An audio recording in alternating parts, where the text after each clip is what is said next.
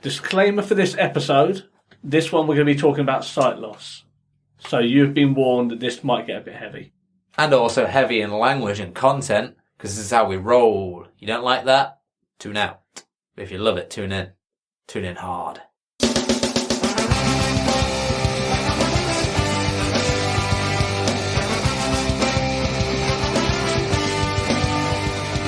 Welcome to the Seesaw Podcast with T and Cleves. Each week, offering up a delayed perspective on life. Welcome to this week. Another brand spanking new episode. Yep, 100% not recorded after a previous episode. This is organic and fresh. Like milk. We've referenced milk quite a lot in the last few episodes, and you don't like it, so... Yeah, it doesn't mean it's not fresh. What else is fresh? Fresh eggs?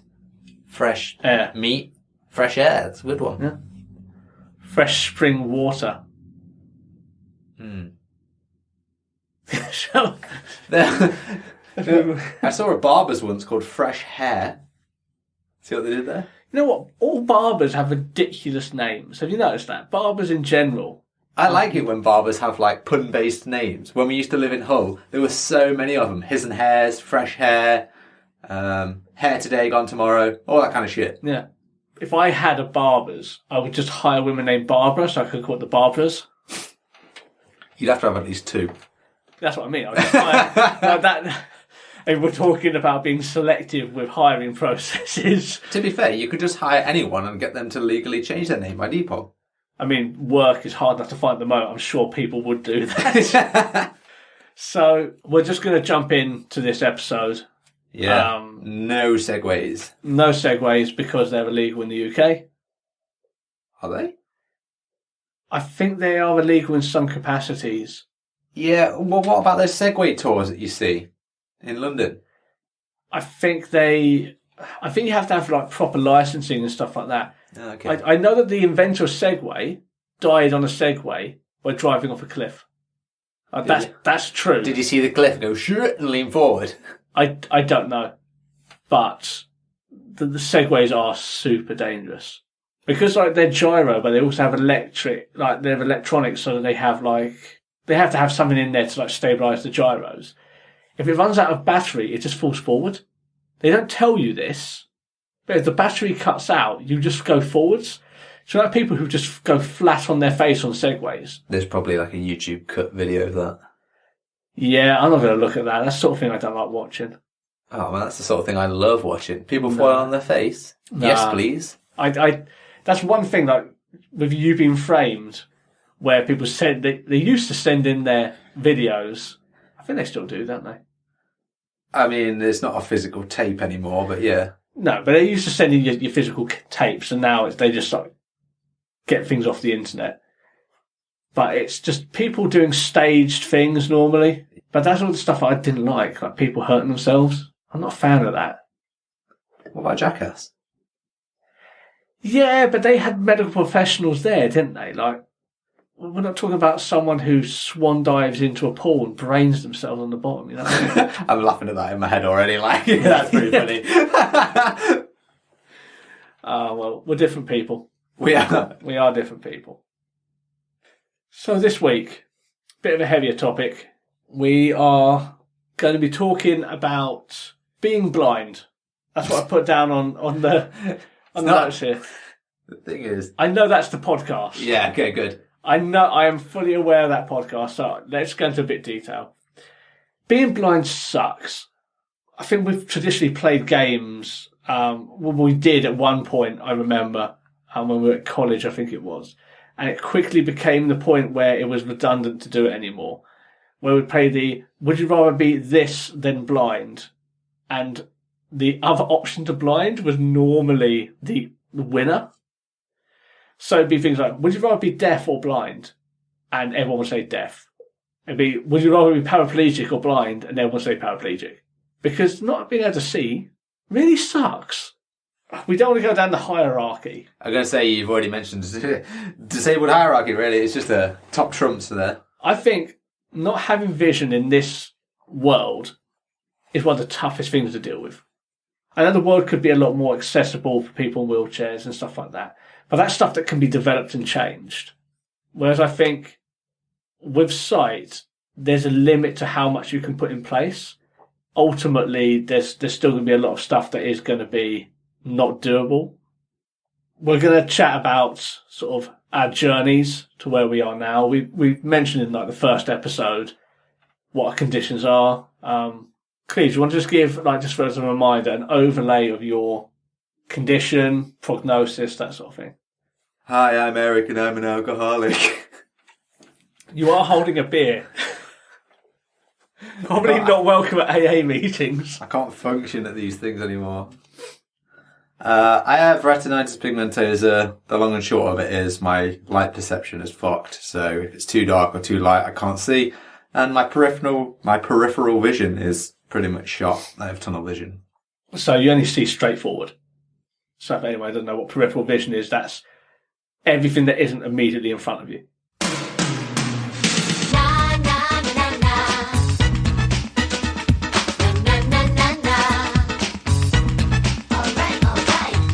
Tony mansplains it all.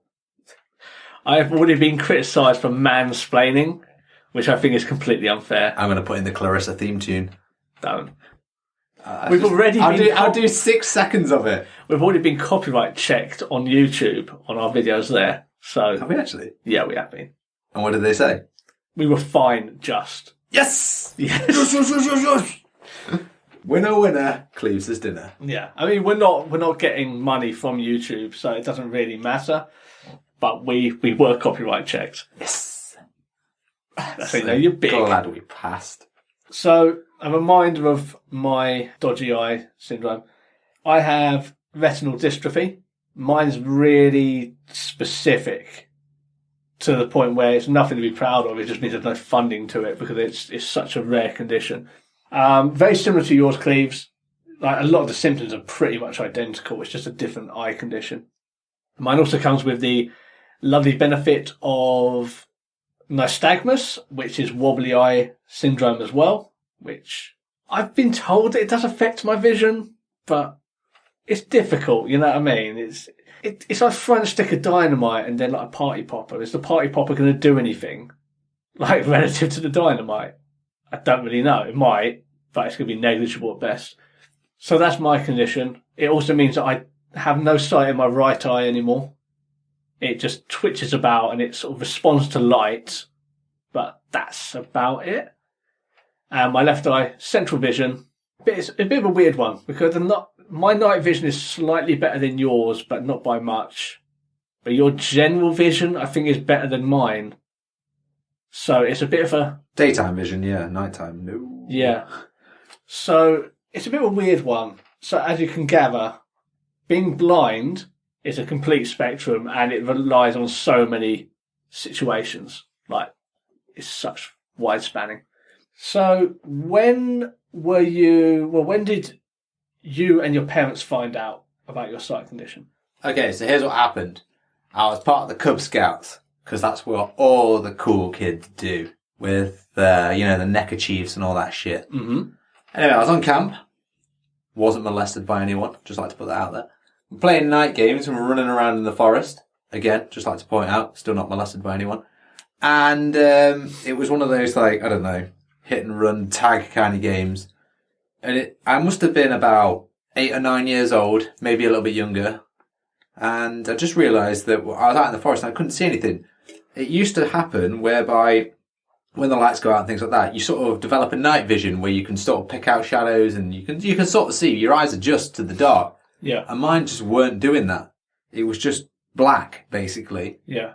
I could still pick out if there was a light. I think there was a light from a toilet block or something like that I could still pick out in the distance. But other than that, everything was just completely black. Mm. And at that point, I just couldn't see. I didn't know what was going on. And everyone was running around. And I basically just got lost in the forest. And eventually, I managed to find my way to this toilet block that had a light. Pure luck, really. And I spoke to another one of the Cub Scout leaders there. And I was just like, oh, I'm part of this group, if you like. We're from this town. And eventually they took me back. And I just sort of said to them, I don't know what it is. I can't see. I seem to have a bit of a problem. Yeah. And that was the first time. Like, my parents didn't know about it. I didn't know about it. And then when I got back home, my parents took me to the doctors and stuff, and it was the 90s, golden age, and they were just like, oh yeah, probably needs to eat more carrots. Legit what the doctor said. Yeah. And my parents weren't having any of it because it wasn't the thing that was going away. So eventually I had more tests, and eventually I got diagnosed with retinitis. But that's how I initially found out. That sucks there was an actual event. Well, yeah, before that, it had been normal. I hadn't had any symptoms of it or anything. That's the thing with RP. You can go along in life and it never be a problem. And then it can just develop midway through your life. And it just was unfortunate for me that it sort of happened around the time that I was 8 or 9 years old. Yeah, RP can happen, like, oh, you say that at any point. Like, some people go until like their 30s and 40s. Yeah, my uncle has it and he didn't have it till later on in his life. It just stays dormant, doesn't it? And then it just sort of comes out. Well, you were the opposite, were you not? Did you not know from an early age? From what I've been told, my condition has always affected me. Mine is degenerative, so it does get worse with time. I think yours is the same. But mine was from birth, and I think when I started to walk, my parents noticed that I would just not really pick up on things. And all kids are idiots, you know what I mean? Like small little idiot people. And like toddlers, they walk into things and that's fine. They trip over stuff, you know? But they were picking up on things that I really should have been like picking up on. And I was hitting a lot of stuff and tripping over a lot of stuff to the point where it was clear that I had no perception of certain things. And then they took me to Moorfields. Well, they took me to the GP to begin with. I'm not sure what the GP said. I think the GP probably gave the same sort of spiel that yours did. And of course, my parents didn't want anything to do with that. So I ended up in Moorfields Eye Hospital, and they started running tests and stuff like that. And then started taking pictures of the back of my eyes, that sort of thing. I was in Moorfields Eye Hospital doing loads of tests, like so many. Then they diagnosed me with retinal dystrophy. The nystagmus sort of made it obvious that something wasn't right as well, because the eyes just move, especially when you get to an age where, you know, your child should be displaying normal behaviours. When these sort of things happen and like the child is aware of things, it becomes a bit more obvious that something's wrong. I got diagnosed and told that, yeah, it's not good. I had more sight back then than I do now, but my parents were told, like, this is quite severe. It's not going away. There's nothing we can do about it. And I think that's the thing with my condition. I know there's nothing they can do about your condition either. But with mine, like, the funding pool is just not there. It's such a rare sort of permutation of other conditions that it's just completely off the radar. It's like nothing can be done. Apart from other things, like there's some stuff coming up, like interesting technologies and stuff like that. But a lot of the technology sort of supersedes the condition. It sort of lies outside, which could be a benefit, but it lies outside actually fixing it. So that's sort of when sort of like it started to be noticed. But children are stupid, and all you know is your world and your life. So when did you notice, apart from, okay, you had this situation where you were Cub Scouts. You're now being diagnosed. But that's a very specific situation. It was at night time. You sort of would have made peace. It's not good in the dark. Was there a point where you were like, actually, this is kind of an issue? It became an issue when I became a teenager, in the sense that I actually got a decent group of friends, and, you know, we wanted to hang out when it was dark, especially after school, come 3:30 in a winter, and you want to go around someone's house, or even just hang out, having a few beers down the golf course or whatever. Not condoning that, but you want to go and hang out with your friends, and you're the disabled one in the bunch because you can't see where you're going. And that's the point where it became an issue, and that's the point where I had to begin at least start dealing with it a little bit. Yeah. So at that point, that's when I got cane training, and I had to come to terms with it in the sense that I had to not be bothered by it in front of my friends. That was great for me, taking that approach, was the best thing I could have done, because I think my friends were okay with it because I was okay with it. They knew I was blind. They knew I could have a joke with it. They knew they needed to help me out in certain situations. That's when I had to start dealing with it. That's when it became an issue, because I needed to be like my friends, and they were okay with it. And that's what's kind of kept me going even till now, to be honest. I had to deal with it. I had no other choice but to embrace it to an extent. I made out like it wasn't an issue, so I made out that I only had to use my cane in certain situations. I would basically limit my disability as much as I possibly could. You do the things that your friends want to do, and that doesn't always encompass things that are blind friendly. Yeah. So you make the best of those situations. And you? So I can't really remember a time where it was, where I realised that it was as bad as it was. Because it was something that I always had to deal with, my world was sort of created in a way of, like I said in the education episode, like it was always at school, it was made so obvious that I was different. And it wasn't really that subtle. I was moved school because of it. But when we come to actual awareness of it, I mean, that was just my world. That was my life. So again, as a child, you just sort of really don't pick up on that because that's the only thing you would know. I suppose mine was also in my teens as well, to the point where I was annoyed that I wasn't able to do the same things as my brothers. There were sort of like restrictive parts of life that just weren't there for me, that I just couldn't engage in, even though I was like, I was fully up for doing things. Like it just wasn't something that was available. It's difficult when your brothers are all doing things, and at no point do I blame my parents for it at all. But they were very protective of me. And I think that was a situation where it made it quite difficult because I started getting a bit resentful about not having the same opportunities and access to the world that my brothers had and other people around me. Like all the kids from school, like when you get into your teenage years, we're all doing other things, and that was something that was cut off to me. So that's when I was sort of like realizing this is a big deal. Like looking retrospectively, I didn't understand it at the time, but looking back at it now, then that was the case. If we're talking about actually sort of acknowledging how bad it truly is, that didn't really happen until much later in life, when it must have been in my early 20s, to be honest, where I'm not going to say I made peace with it, but I kind of embraced it as a thing. I tried so hard in my life to just be the normal person, like the normal guy.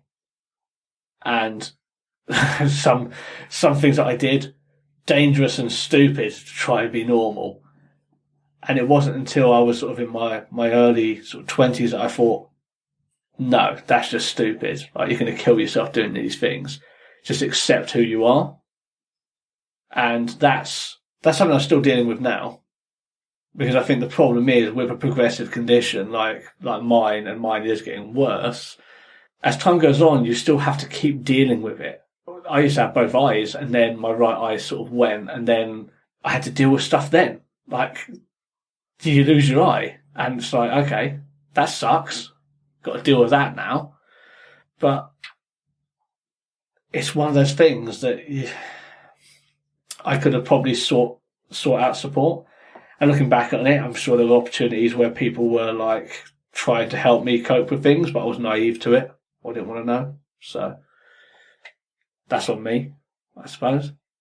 Well, in terms of dealing with it, for me, obviously it became an issue when I was a teenager, but then it gets worse. My condition is degenerative also, so it gets worse as it went on. So I went through uni making the best of what I had, and to an extent denying that I had a condition. I mean, you can't deny it in certain situations, but as much as possible I would. Mm-hmm. And again, maybe I would take a little bit more of a risk to try and act normal in front of other people. But then after uni finished, there comes a point where you just have to kind of accept that it's there. Mm. You can only deny it for so long. And then you kind of have to come to the point where, for me at least, you're like, oh, this is now a part of your life. You're going to have to do certain things that will make you look disabled in front of other people. Yeah. And where I was okay with it before, because I could kind of shrug it off during my sort of teenage and uni years, because for the majority of it, I was normal. It gotten to the point now where my condition was starting to degenerate so much that I'm having to start to use my cane in sort of everyday situations. I'm having to tell people in advance that I have a problem, whereas that was never the case before. And at the end of uni, it kind of all hit me at once. There was, obviously the change in lifestyle in terms of no longer being in education, going into a job, going back to my house where I've been living away from home. Then I'm having to deal with this blind thing that's going on. So that's when I started to deal with it. Again, early 20s.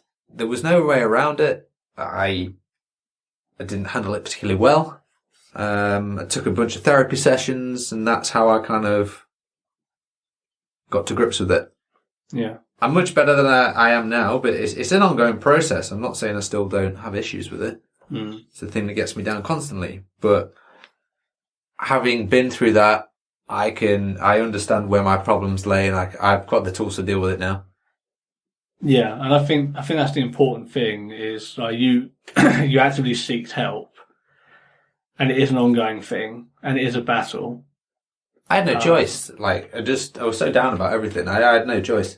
Yeah, and it is like grief, like the Kubler-Ross model of grief. But I think with this situation, it's a lot of it is denial, and acceptance is so difficult.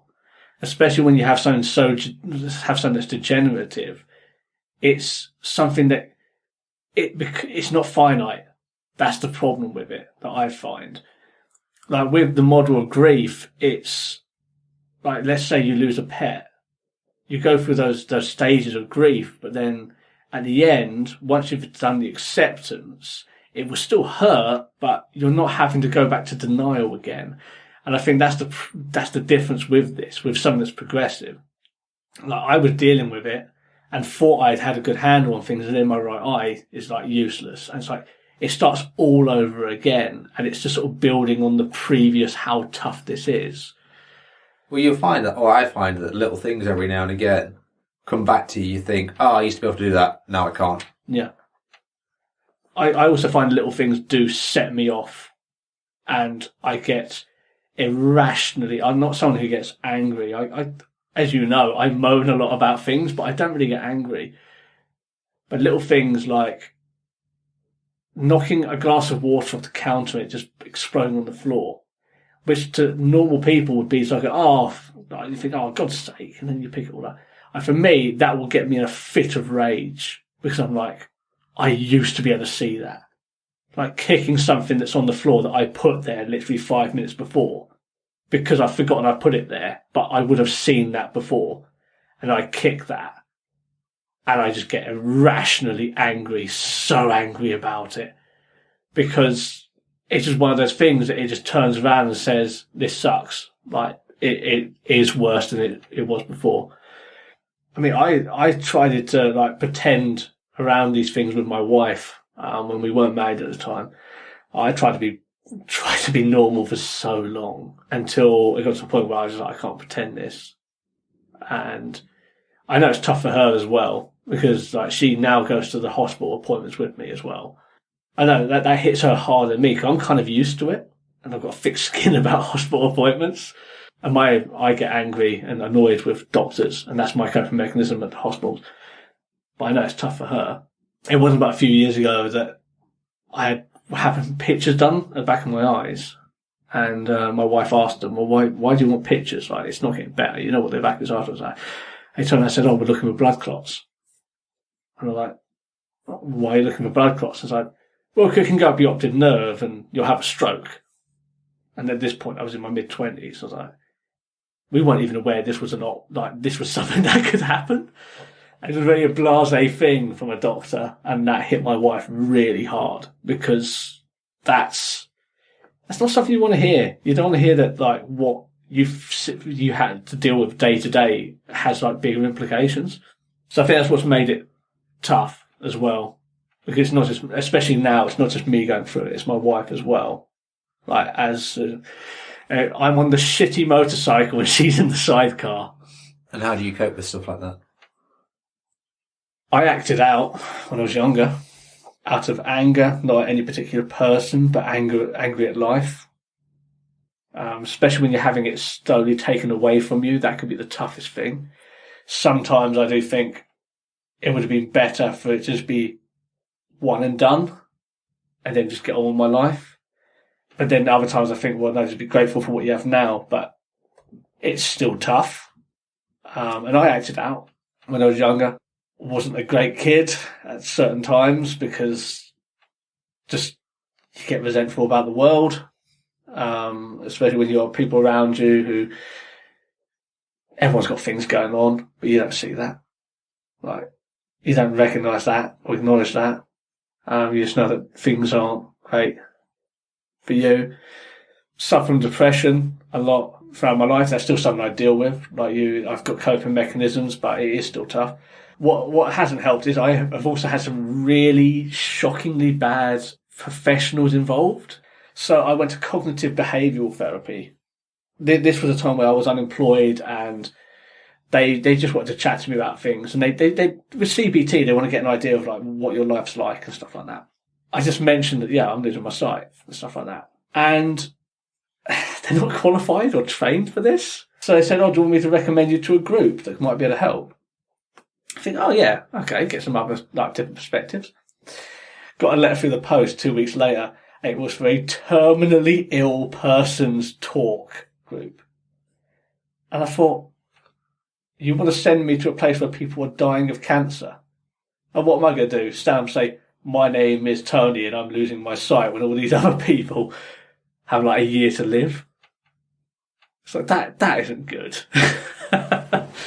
That's not good. And then I didn't go back because like you just don't understand the issue. And again, that's on me. I could have educated them. But my choice was to walk away and not have anything to do with it. Dealing with it's tough. I think you'll agree with that. Yeah. But like you've got a house and you've got a successful career. I have a flat and a semi-successful career. No, but you're moving into a house. And who knows what happens career-wise going forwards. I like to think we've made successes to a degree respective of our lives and the things that come up against us. Depends how you measure success. True. I'm happy with my life. I think that's the main thing. Yeah. It's about what you want out of life, and currently I have most things that I want from life. I'm the same, and the future does worry me. Like, on a personal level, it does worry me a little bit about a few things, but I think having a good network of friends, I think you're really good with having like a good network of friends who would be understanding of things that go forwards. I've always maintained that I would not be able to live the life that I've lived without my friends, and I am eternally grateful for everything that they've ever done for me. Unfortunately, I really haven't had that support in the past, but I'm very grateful for my wife and her patience and how good she is with things. And I'm also grateful, and this is going to come as like the sappy part. I'm grateful for you because Why? because do you know what we're doing right now? We're doing American Thanksgiving speech. yeah, it is 100%. Who's carving the turkey? I'm porking the turkey, stuffing it. God. But I am thankful for you in my life because you are a good friend. You're my best friend. I don't know if we can keep this in because I just feel so weird about It it. is weird, but I think we should keep it in because knowing that you're going through the same thing as me, and even though our journeys have been different up to this point, knowing that I have like a comrade in arms, that does help because it's someone who can empathise. Because everyone around me, they don't know what the situation is. They don't know how tough it can be and that you have good days, you have bad days and stuff like that. But I know that there'll be times where I will get angry and do something like explode a pint glass stupidly because of sight and get irrationally angry about it. But I know that you'll be there and you'll be like, yeah, it happens. Like, I know exactly what you feel. It's fine. And I think that helps, knowing that I have someone in my life that can understand what I go through in regards to this And I think it'd be a lot tougher if I didn't have someone. If I felt like I was on my own dealing with this, to be honest. Bet you wish you had someone that wasn't a cunt, though. Yeah, but beggars can't be choosers.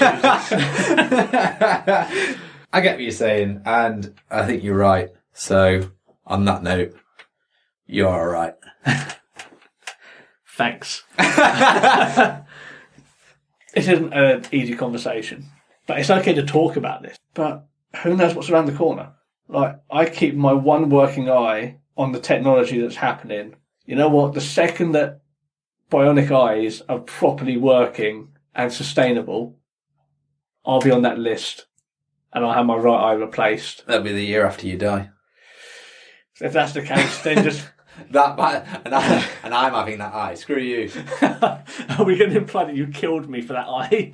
Look, Jump up the list. it's not about who killed what to jump up what list. That's how I'm feeling with guide dogs at the moment to get my new dog. Yeah. Give me the list and I'll hunt people down. It's alright, they're not so you coming. No, they won't. But I probably won't see them either. You got to break a few eggs to make an omelette. That means murdering a few innocents to get yourself up on the guide dog list. Hey, it has to be done, it has to be done. So I think I've said all I want to say. It's been pretty deep. Balls deep. It's been deep and it is a little bit emotional and it is tough to talk about. But I suppose the point of this is... If you are blind, there are other people out there that are like you. Just like you. Yeah. And like disabled, like just disabled in general. There's other people who share your experience and how you're feeling. Don't feel like you're alone. Like there's so many networks out there and Facebook groups and Reddit groups and stuff like that. If you're feeling down about it, it can be tough. But as you've said, you need to get out there. And like in my experience, wasn't great with CBT, but it's on me to get out and get the help if I need it. Yeah. There's help out there. You have to go and find it, though. Yeah. But go to your GP. Yeah, start there. Start at your GP. If you're feeling shit, go to your GP because they'll be able to direct you to places. That's their job. And no one can do it for you. You got to go and do it yourself. Yeah. No, you're not going to have that support group rock up to your house with like mimosas and pizza. Like that ain't going to fucking happen. All I mean is if you're feeling down and other people are telling you to go and do it and you're literally going to the GP just because other people have gone, yeah, you need to go to the GP and that's the reason you're doing it. You turn around and go, yeah, I'm here at my doctor's because blah, blah told me to be there. You know, what's the point? There's no point. Yeah. You got to do it for yourself. Yeah. And it is a journey. I'm not going to say it gets easier because it doesn't, but don't stop believing. Don't stop believing. That's the journey. Yeah. God damn it. You don't want to know how long I've had that in the canon. Yeah. Well, we'll get back to something jovial next week, but I think this is an important talk to have. Yeah. Therapy with Cleves and tea. Therapy. God damn it. Do you prefer Theracleves? I'm just going to cut this whole that section. sounds like a Greek god. Theracles. Heracles. Yeah. Sounds like an Adonis. God, well, the way you've been hitting that rowing machine, you won't be far off that. Yeah, you don't know what I'm doing in between with all the beer and chocolate. I was going to say, you're just sitting there and every time you row forward, you're picking up a piece of pizza. Oh, what I've done is I've got it on the actual end of the row machine. I just open my mouth every time I come back. That's great. That has t-shirt written all over it. Alright then, man. Well, we'll chat in a bit. Till next week. Till next week. Have a good one. Bye. Bye. Thanks for listening to the Seesaw Podcast. You can find us on Facebook at Seesaw Podcast, Twitter, Seesaw Pod. You can email us at seesawpodcast@gmail.com. You can also find us on TikTok and Instagram at Seesaw Podcast or Seesaw Pod, depending on which one we want. But get us on the other places.